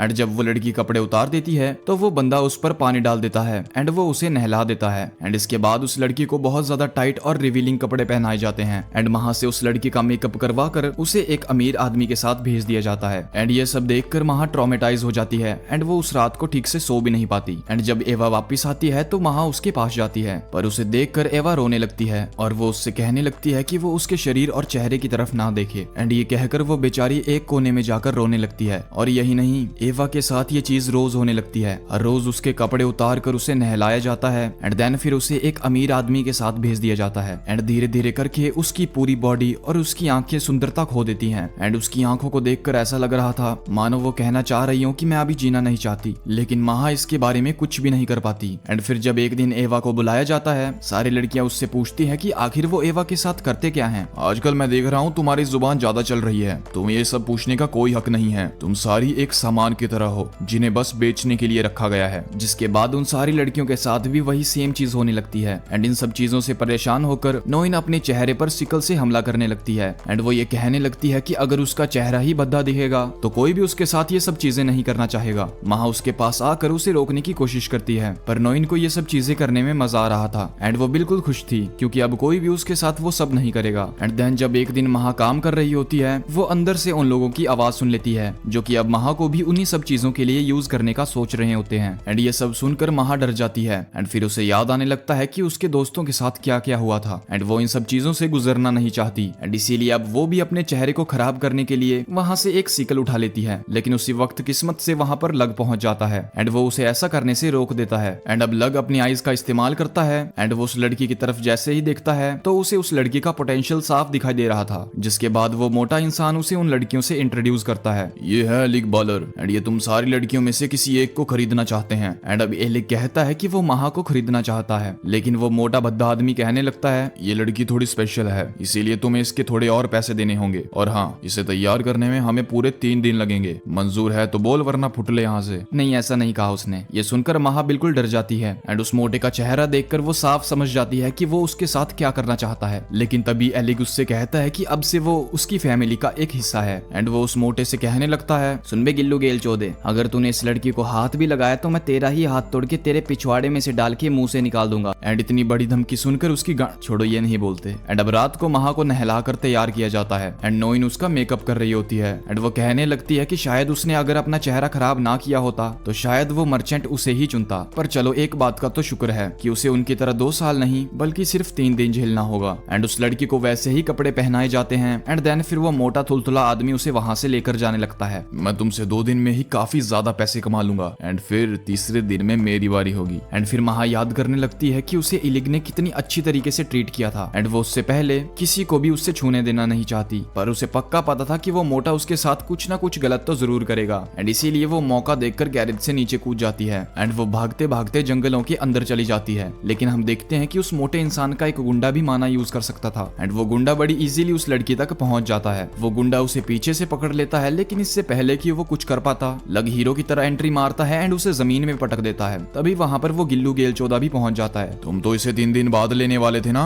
तुम यहाँ कैसे? एंड वो एक सुक्कड़ हड्डी खपच्ची से बंदे को उसे मारने को कहता है, लेकिन लग उसके अटैक को डॉज करके उसकी हड्डियां ही तोड़ देता है एंड उसके हाथ को तोड़ मरोड़ देता है। एंड इसके बाद मैदान में हमारे मोटू जी उतरते हैं। वो उसके ऊपर अपने नाइफ से हमला करता है, लेकिन लग उसके अटैक को डॉज करके उसकी गर्दन पर भी नाइफ रख देता है। एंड अब उन अमीर गेल चौदों को पकड़ने के लिए टाट उन लड़कियों जैसा ही अपना भेस बना देती है। एंड जब वो नोबल आगे बढ़ने ही वाला था, तभी मौके पर ही आकर उसे अरेस्ट कर लिया जाता है। एंड वहीं हम ऑर्फनेज में देखते हैं जहां पर लग उस लड़की के फेस को फिक्स कर देता है एंड उसे पहले जैसा कर देता है। एंड वो महा को अपने साथ एक नई जिंदगी के लिए ले जाता है। एंड अब इस घटना को हुए कई महीने बीत जाते हैं। एंड वो अपनी नई मर्चेंट फैमिली के लिए काफी अच्छे से काम कर रहा होता है। एंड उसके नए बाप का नाम लॉर्ड बेलर होता है। एंड वो लग को बताने लगता है कि उसने सारे पेपर वर्क को कंप्लीट कर लिया है एंड उन्होंने लीगली महा को उसकी छोटी बेटी की तरह अडॉप्ट कर लिया है। एंड अब लग महा के साथ बड़ी आसानी से काम कर सकता है। एंड इसके बाद बेलर लग को एक रूम में लेकर जाता है जहां पर वो उसे एक स्टोर का प्लान दिखाने लगता है। बेलर ने कुछ टाइम पहले एक लीकर स्टोर भी बनाया था, पर वो कुछ खास चला नहीं एंड इसीलिए वो बंद करना पड़ा। एंड वो चाहता है कि इस स्टोर का काम अब लग संभाले, क्योंकि वही एक ऐसा इंसान है जो कि कुछ कर सकता है। एंड इसके बाद लग अब उन दोनों लड़कियों के साथ डिनर करने लगता है। एंड लग उन्हें अपने प्लान के बारे में बताने लगता है। वो उन दोनों छोरियों से बताने लगता है कि वो अब शॉप पर काम करने वाले हैं एंड उनके 2 मेन ऑब्जेक्टिव्स होंगे। पहला कि उन्हें बहुत ज्यादा पैसे कमाने हैं ताकि वो स्टोर जल्दी बंद ना हो, वरना इससे बहुत ज्यादा बेइज्जती हो जाएगी, समझा करो। एंड दूसरा, उन्हें किसी ऐसी चीज को बेचना होगा जिससे उनकी शॉप पर नोबल्स आएं, जिससे उनका उनसे कांटेक्ट बेहतर हो सके एंड उनको फ्यूचर असैसिनेशन में आसानी हो। एंड हमें ये पता चलता है कि बेलर की बीवी उससे नफरत करती है, क्योंकि उसके हिसाब से लग उसकी सौतन का बेटा है। वो उन्हें बताता है कि वो कॉस्मेटिक्स और महंगी मिठाइयों की दुकान का काम करना चाहता है, लेकिन बेलर कहता है कि ऐसी दुकानों की पूरे टाउन में भरमार है। लेकिन लग उसे बताता है कि वो मेकअप नहीं बेचेगा, वो ऐसी चीज बेचेगा जो मेकअप को कॉम्प्लीमेंट करेगी, क्योंकि मेकअप की वजह से स्किन डैमेज डैमेज हो जाती है, इसीलिए उसने मॉइस्चराइजर बनाया है जो कि स्किन को ड्राई और पैची होने से बचा सकती है। एंड हमें पता चलता है कि उस जमाने में मॉइस्चराइजर को उस दुनिया में नहीं बनाया गया था। एंड जब उसकी नकली सौतेली माँ उस मॉइस्चराइजर को ट्राई करती है तो उसे ट्राई करने के बाद उसकी स्किन उसे बहुत सॉफ्ट लगने लगती है। एंड इसके बाद वो अपना मास्क उतारती है एंड हमें ये पता चलता है कि अब तक उसने चेहरा क्यों ढक रखा था, क्योंकि वो बहुत ही अगली डिस्कस्टिंग दिखती है। पर वो अब अपना थोबड़ा शीशे में देखकर खुश हो जाती है, क्योंकि अब उसके गालों पे जो झुर्रियां पड़ी थी वो भी काफी ज्यादा नीट एंड क्लीन लग रही थी। एंड अब लग उसे कहने लगता है कि वो उसके ऊपर मेकअप ट्राई करे। एंड वो ये देखकर काफी हैरान हो जाती है कि मॉइस्चराइजर के ऊपर मेकअप लगाना कितना ईजी है। एंड ये देखकर बेलर भी काफी ज्यादा इंप्रेस हो जाता है एंड वो इस आइडिया को और आगे को पुश करने को कहता है। लग उसे बताता है कि प्रोडक्शन को पूरी तरह से सेट करने में लगभग 1 महीना तो लग जाएगा, क्योंकि इसमें एक ऐसा इंग्रेडिएंट है जो कि एक स्पेशल रीजन में ही पाया जाता है। लेकिन बेलर उसे फुली फ्रीडम दे देता है कि तुम जो चाहे वो कर सकते हो। एंड घर जाते वक्त लग टार्ट को बताने लगता है कि उसने जानबूझकर उस मॉइस्चराइजर में एक ऐसा इंग्रेडिएंट डाला है जो कि सिर्फ उनके ही रीजन में पाया जाता है, ताकि लॉर्ड बेलर चाहकर भी उसे उस बिजनेस से बाहर ना निकाल सके और इस तरह से उनके रीजन को और ज्यादा पैसा मिलेगा। This is business. हाँ, एंड अब हम देखते हैं कि इस बिजनेस को एस्टैब्लिश करने के बाद काफी महीने बीत जाते हैं एंड अब लग का मॉइस्चराइजर काफी फेमस हो चुका है। एंड हर दिन उसके दुकान पर बदसूरत लड़कियां खूबसूरत होने के लिए आती रहती हैं और बोरी भर भर कर मॉइस्चराइजर खरीद कर लेकर जाती हैं। एंड क्योंकि वो अनलिमिटेड बॉटल्स नहीं बना सकते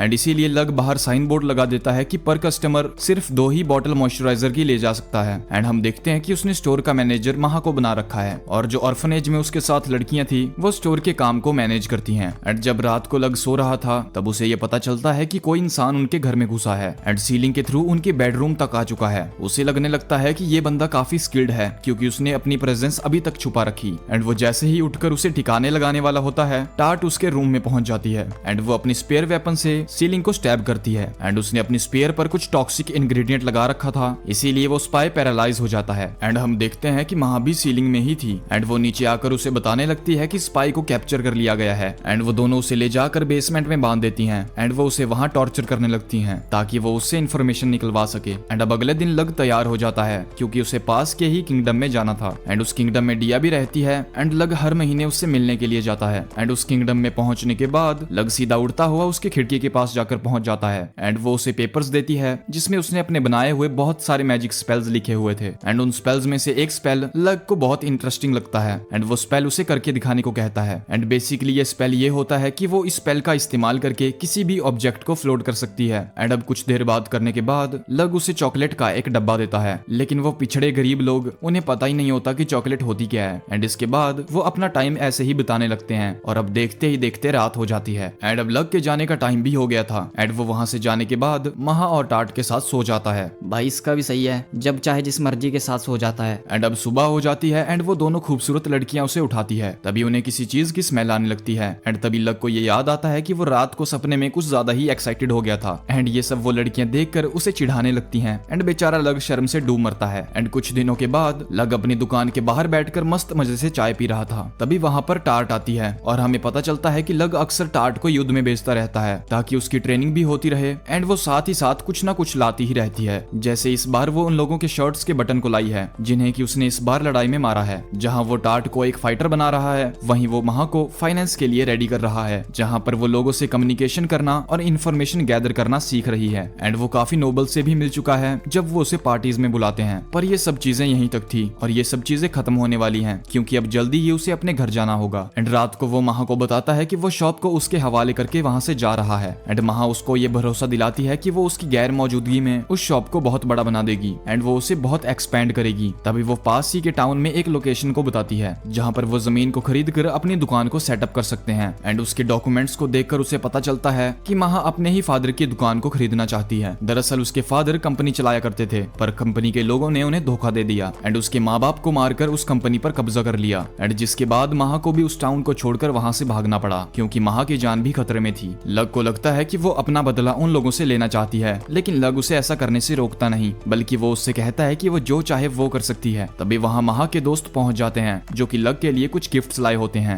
एंड अब अगले दिन लग घर के लिए जाने को तैयार हो रहा था एंड अब जाते जाते महा को ये पता चलता है कि लग के बालों का असली कलर सिल्वर है। एंड जिसके बाद टार्ट भी वहां तैयार होकर आ जाती है एंड वो दोनों कैरेज में बैठकर वहां से चले जाते हैं। एंड जैसे ही अब वो रास्ते में पहुंचते हैं तो उनकी कैरेज को कई सारे मॉन्स्टर्स घेर लेते हैं। एंड अब लग और टार्ट कैरेज से बाहर आ जाते हैं एंड वो ड्राइवर को कैरेज के अंदर ही छुपने को कहते हैं। एंड अब लग टार्ट को उन सारे मॉन्स्टर्स को मारने का ऑर्डर दे देता है। एंड अब टार्ट अपनी स्पेयर को निकाल कर उन सारे मॉन्स्टर्स को बड़ी इजीली मार लेती है। ये देखकर लग उसकी तारीफ करने लगता है एंड वो मन ही मन सोचने लगता है कि अब तो मॉन्स्टर्स भी ह्यूमन के रीजन में आने लगे हैं और ये एक बैड साइन है और इसका मतलब ये है कि जल्दी ही डीमन लॉर्ड भी बाहर आने वाला है। एंड इसके बाद लग टाउन में पहुंचकर सबसे पहले फार्मर से मिलने जाता है जो कि उसे देखकर वहां बहुत खुश होते हैं। एंड इसके बाद वो लोग घर पे आ जाते हैं एंड उसकी मॉम अपने बेटे को 2 साल के बाद देखकर उसे अपने गले से लगा लेती है। एंड इसके बाद लग अपने फादर से मिलने के लिए जाता है जो कि उसे कहते हैं कि मुझे तुम पर गर्व है, उसने वहां पर बहुत अच्छा काम किया एंड बेलर के साथ मिलकर वहां इतना बड़ा ब्रांड खड़ा कर दिया। एंड उसके फादर उसे वहां पर बैठने के लिए कहते हैं एंड उसके फादर उसे बताने लगते हैं कि कुछ दिन पहले यहाँ पर लॉर्ड बेलर आया था एंड वो लग से चाहता है कि वो असासिनेशन को छोड़कर उसके साथ ही काम करे। एंड अब उसके फादर उससे कहने लगते हैं कि तुम जो चाहे वो कर सकते हो, मैं तुम पर अपनी चॉइस थोपूंगा नहीं। पर लग कहने लगता है कि वो एक असासिन है एंड वो अपनी असासिनेशन स्किल्स को ही बेहतर करेगा। एंड अगर किंगडम के लोगों को ये पता चल गया कि हम लोगों ने इतने ज्यादा लोगों की जान ली है तो वो लोग हमारी फैमिली को कभी भी नुकसान पहुंचा सकते हैं। मैं चाहता हूँ कि तुम असासिनेशन को छोड़ दो एंड अपनी एलिक बैनर की आइडेंटिटी के साथ एक नॉर्मल ह्यूमन लाइफ जियो। इससे होगा ये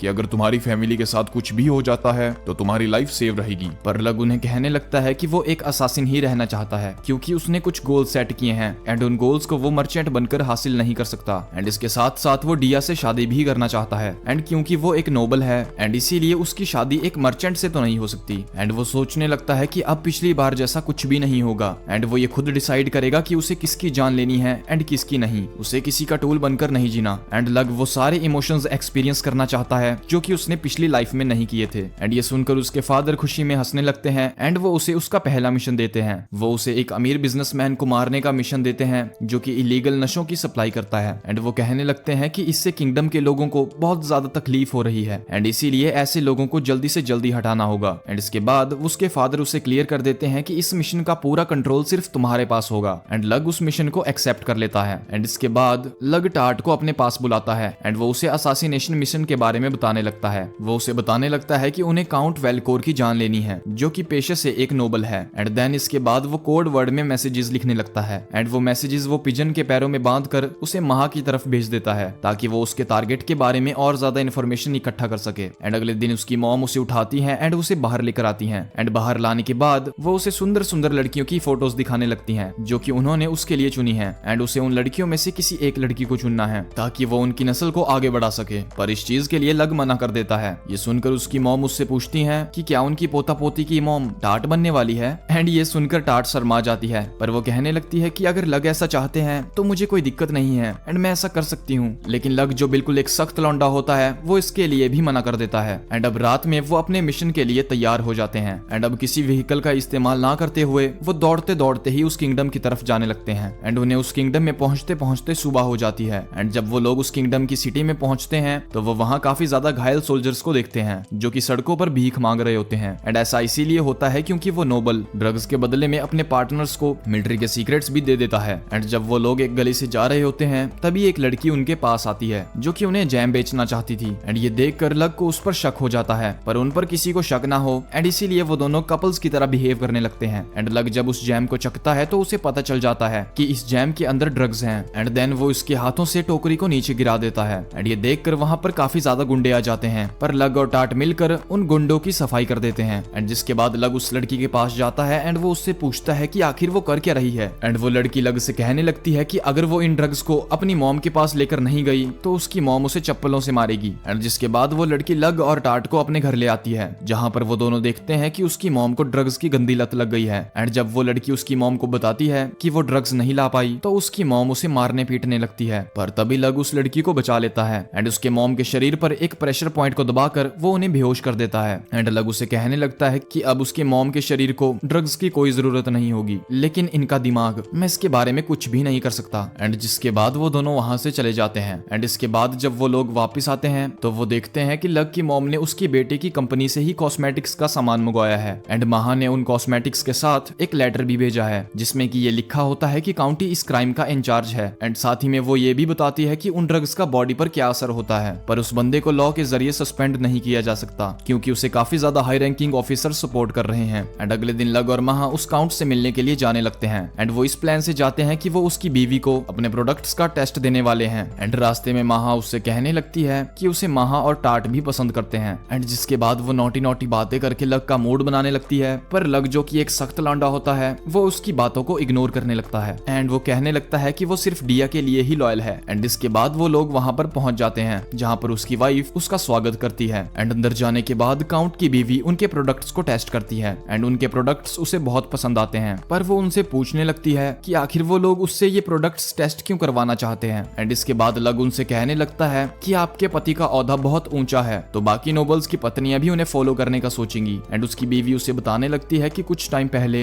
वो काफी गरीब थे एंड जो लग्जूरियस लाइफ वो अभी जी रहे हैं वो लोग इस लाइफ के बारे में कभी सपने में भी नहीं सोच सकते थे। एंड तभी बातें करते करते वहाँ काउंट भी पहुंच जाता है एंड अब वो दोनों उससे खुद को इंट्रोड्यूस करते हैं। एंड अब रात को काउंट की फैमिली पार्टी चल रही होती है एंड इस पार्टी में उसने महा और लग को भी बुलाया है, जहाँ पर लग को ये पता चलता है कि काउंट रोज सोने से पहले बालकनी में खड़ा होकर वाइन पीता है। एंड जिसके बाद लग और टाट अगली रात को एक ऊंची सी जगह पर पहुंच जाते हैं एंड जहाँ से वो अपनी विजन का इस्तेमाल करके काउंट की लोकेशन को देख सकता है। एंड वो अपने मैजिक से स्नाइपर राइफल को निकाल लेता है एंड वो अपनी पोजीशन में बैठकर उसके बाहर आने का वेट करने लगता है, जहाँ पर टाट उसकी इस बार लुकआउट पार्टनर बनी है। एंड जिसके बाद काउंट बालकनी में आ जाता है एंड उसे देखकर लग बिना हिचकिचाए अपनी स्नाइपर से उसके माथे में गोली दाग देता है। एंड ये करने के बाद लग फटाफट वहां से जाने लगता है, पर तभी वो देखता है कि उसकी बीवी उसके पास आने लगती है एंड वो रोने लगती है। एंड ये देखकर लग को काफी बुरा लगने लगता है, लेकिन फिर टाट उसे याद करवाती है कि काउंट बहुत बुरा इंसान था एंड वो मरना ही डिजर्व करता था। एंड इसके बाद वो टाट के साथ अपने घर के लिए निकल जाता है। इसके बाद कई महीने बीत जाते हैं एंड लग और टाट एक आइलैंड पर जाते हैं अपने मैजिक को प्रैक्टिस करने के लिए, जहाँ पर महा उनका पहले से ही इंतजार कर रही थी। एंड वो महा के पूछने पर बताती है कि उसके पास अच्छी और बुरी खबर दोनों है। एंड जिसके बाद वो लोग कैरेज में बैठकर वहां से जाने लगते हैं एंड महा उसे काफी ज्यादा इन्फॉर्मेशन देती है। वो उसे एक मैजिक स्पेयर के बारे में बताने लगती है जिसे कभी डिस्ट्रॉय नहीं किया जा सकता एंड वो स्पेयर को खरीदना चाहती है एंड इसके लिए वो काफी नेगोशिएट भी कर रही है। एंड जिसके पास ये स्पेयर है उसका नाम सटाटा मैग्नस है एंड हमें उसकी ताकत को देखकर ये पता चलता है कि शायद वही हीरो है जिसे मारने के लिए स्वयं गॉडेस ने लग को भेजा है। एंड जिसके बाद वो उन्हें बुरी खबर सुनाने लगती है कि उनके नेबर के किंगडम में ही सिविल वॉर शुरू हो चुकी है एंड इस वॉर में डिया की फैमिली भी हिस्सा लेने वाली है एंड मैग्नस उन रेबल्स का मेन सोल्जर है। एंड ये सुनकर लग परेशान हो जाता है एंड उसे डिया की फिक्र होने लगती है, तो इसीलिए वो डिया से मिलने जाता है। एंड जिसके बाद वो डिया से वॉर के बारे में पूछने लगता है, लेकिन डिया कहती है कि ये उनके लिए कोई प्रॉब्लम वाली बात नहीं है क्योंकि ये वॉर उनके किंगडम से काफी दूर हो रही है एंड वैसे भी उनके पास कई सारे मैजिक यूजर्स हैं। पर लग उसे बताता है कि उनके पास एक स्ट्रॉन्ग सोल्जर है एंड मुझे डाउट है कि शायद वही हीरो है। एंड इसका मतलब ये है कि ह्यूमंस के लिए उसे हराना काफी मुश्किल होगा, काफी मुश्किल क्या इम्पॉसिबल ही समझो। एंड इसके बाद वो डिया से कहने लगता है कि उसको और उसकी फैमिली को एक सेफ किंगडम में चले जाना चाहिए जब तक वो लड़ाई खत्म नहीं हो जाती। पर डिया इस चीज के लिए मना कर देती है एंड वो कहने लगती है कि वो अपने लोगों को मुसीबत में छोड़कर यहाँ से नहीं जा सकती। एंड वो लग से कहती है कि अब हम दोनों इस बारे में और बात नहीं करेंगे। एंड इसके बाद वो दोनों डेट पर जाते हैं जहाँ पर हम देखते हैं कि डिया ने भी अपने बालों को डाई कर लिया है। वो शहर में जाकर एक गेम खेलते हैं जहाँ पर डिया टॉयज को निशाना लगाकर कुछ जीत सकती है एंड किस्मत से उसका निशाना लग जाता है एंड वो एक टेडी बियर को जीत लेती है। एंड जिसके बाद उन्हें भूख लगने लग जाती है एंड वो दोनों रेस्टोरेंट में खाना खाने के लिए पहुंचते हैं। एंड अब कुछ बातें करने के बाद वो वहां से निकल जाते हैं एंड जाते जाते रास्ते में उन्हें एक छोटा सा बच्चा दिखाई देता है जो कि रो रहा होता है। एंड उनके पूछने पर उन्हें पता चलता है कि वो अपनी माँ से बिछड़ गया है, तो वो अपने मैजिक का इस्तेमाल करके उस बच्चे को अपनी मॉम से मिला देते हैं। एंड जिसके बाद डिया लग से कहने लगती है कि उन्हें अपनी थकावट मिटाने के लिए एक हॉट स्प्रिंग में जाना चाहिए। एंड वहां पहुंचने के बाद लग डिया से पूछने लगता है कि मेल और फीमेल के नहाने की जगह अलग अलग है ना, लेकिन डिया उससे कहने लगती है कि हम दोनों एक ही जगह पर जाते हैं। ये सुनकर लग थोड़ा घबरा जाता है, लेकिन डिया उसे कहती है कि घबराओ मत, मैंने खुद ही पूरी जगह को बुक कर लिया है, तो अभी के लिए वो दोनों ही सिर्फ यहाँ पर हैं। एंड जिसके बाद वो लोग अपने कपड़ों को उतार कर स्प्रिंग के पास पहुंच जाते हैं, बेशरम लोग। एंड वो लोग पानी में उतरकर खेलने लगते हैं, पर इस दौरान डिया का पैर फिसल जाता है, पर लग उसे एन मौके पर पकड़ लेता है। जिसके बाद लग डिया को सिखाने लगता है कि वो बिना डूबे पानी पर फ्लोट कैसे कर सकती है। एंड इसके बाद वो दोनों हाथ पकड़कर पानी में लेट जाते हैं। एंड क्योंकि अब डिया अपने लोगों को अकेला नहीं छोड़ सकती थी,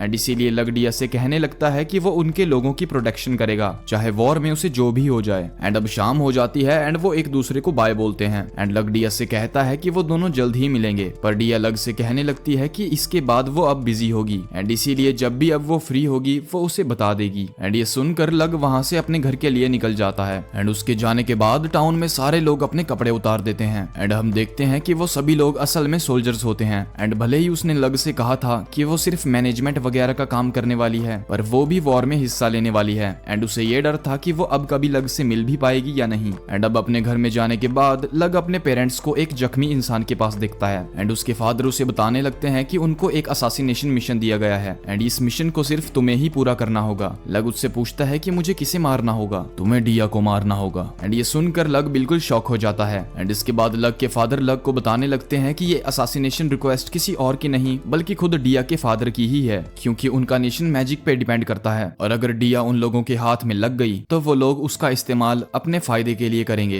एंड उसे बचाने के लिए सिर्फ एक ही रास्ता है, हमें दुनिया के सामने ये दिखाना होगा कि डिया की मौत हो चुकी है एंड हमें डिया को इस किंगडम से बाहर भगाना होगा। एंड अब सारी बातों को सुनने और समझने के बाद लग इस मिशन को करने के लिए मान जाता है, क्योंकि उसने उससे प्रॉमिस किया था कि जब भी वो मुसीबत में होगी वो उसे बचाने के लिए जरूर आएगा। एंड साथ ही साथ उसके पिता उसे बताने लगते हैं कि वो दोनों कजिन्स हैं, पर लग को इससे कुछ खास फर्क नहीं पड़ता एंड लग अब उसके पास जाने के लिए रेडी हो जाता है। पर तभी वहां पर टाट आती है एंड वो उससे कहने लगती है कि वो भी उसके साथ उसके मिशन पर चलेगी, लेकिन लग उसे उसके साथ जाने के लिए मना कर देता है क्योंकि रास्ता काफी लंबा होने वाला था एंड वो वहां जल्दी पहुंचना चाहता है। एंड उसके बाद वो उससे कहती है कि उसे पता है कि वो उसके साथ कीप अप नहीं कर पाएगी, पर वो उसकी ताकत का इस्तेमाल करके उसकी मदद करना चाहती है एंड वो उसके सामने एक बैरियर बना देती है जिससे रेजिस्टेंस बिल्कुल खत्म हो जाएगी। एंड क्योंकि मैजिक करने और बैरियर बनाने में सारी एनर्जी टाट की लग रही है एंड इसीलिए लग की एनर्जी बची रहेगी एंड लग दौड़ते दौड़ते उस किंगडम में पहुंचने लगता है एंड कुछ देर में वहां पर रात हो जाती है एंड बारिश भी शुरू हो चुकी है एंड लग देखता है कि टाट अपनी लिमिट तक पहुंच चुकी है एंड वो इससे ज्यादा नहीं कर सकती, लेकिन वो उसकी बातें नहीं सुन रही थी एंड वो आगे बढ़ती ही जा रही थी क्योंकि वो उसकी हेल्प तब तक करना चाहती है जब तक कि वो कर सकती है। एंड अब ऐसा करते करते उनको सुबह हो जाती है एंड अब उसका बैरियर टूट जाता है एंड अब प्रेशर इतना तेज होता है कि वो प्रेशर की वजह से उड़ती हुई दूर जाने लगती है, पर लग सही वक्त पर आकर उसे बचा लेता है एंड इसके बाद टाट रोने लगती है क्योंकि वो इससे आगे नहीं जा सकती। पर लग उसे कहने लगता है कि तुमने इतना ही बहुत कर दिया है एंड तुम्हारी वजह से मेरी काफी एनर्जी बच चुकी है एंड ये कहकर वो वहां से रवाना हो जाता है एंड थोड़ी देर के बाद वो किंगडम में पहुंच जाता है एंड वो अपने विजन का इस्तेमाल करके उस किंगडम का माहौल देखने लगता है एंड वो देखता है कि एनिमी फोर्सेस ने उनकी किंगडम को घेर लिया है एंड उनकी संख्या 1500 से भी ज्यादा है। वहीं दूसरी तरफ की आर्मी में सिर्फ 200 सैनिक हैं एंड साथ ही में वो देखता है कि एनिमी की सेना में कुछ लोग ऐसे भी हैं जो कि मैजिक यूजर्स हैं एंड वो उनके लिए ज्यादा खतरा साबित हो सकते हैं। तो वो उनके थोड़ा और नजदीक जाने लगता है एंड अपनी स्नाइपर राइफल से उन मैजिक यूजर्स को मारने लगता है, पर उनको जल्दी ही पता चल जाता है कि यहाँ आखिर क्या हो रहा है एंड वो लग की डायरेक्शन में एरोज शूट करने लगते हैं एंड जिसके बाद अब वो एक्सप्लोसिव एरोज यूज करने लगता है एंड वो एरोज के अंदर माना डालकर वहां तेज धमाके करने लगता है एंड इसी दौरान वो कार्सल के एक रूम में डाया को देखता है। वहीं वीकॉन की आर्मी ये रियलाइज करती है कि एनिमी की फोर्सेस बिखर चुकी हैं, तो वो इस मौके का फायदा उठाकर उन पर हमला करने लगते हैं एंड इसके बाद लग एक सोल्जर की डेड बॉडी को अपने साथ रख लेता है ताकि वो डिया के डेथ को उसके साथ फेक कर सके एंड इसके कुछ देर बाद वो डिया के रूम में पहुंच जाता है एंड अंदर जाने के बाद वो देखता है कि डिया अपने फादर के साथ होती है एंड लग को देखकर डिया बहुत खुश होती है एंड वो उसके गले लग जाती है एंड इसके बाद उसके पप्पा जी खुद को नंबर 1 के नाम से इंट्रोड्यूस करते हैं एंड इसके बाद वो लग को डिया की डेथ को फेक करने का प्लान बताने लगता है एंड वो उसे सारी चीजें बताता है कि उसे अपने सोल्जर्स के साथ चिल्ला चिल्ला कर क्या क्या बताना है एंड जिसके बाद वो उसके रूम में आग लगा देगा एंड सभी लोग इस डेड बॉडी को डिया समझेंगे।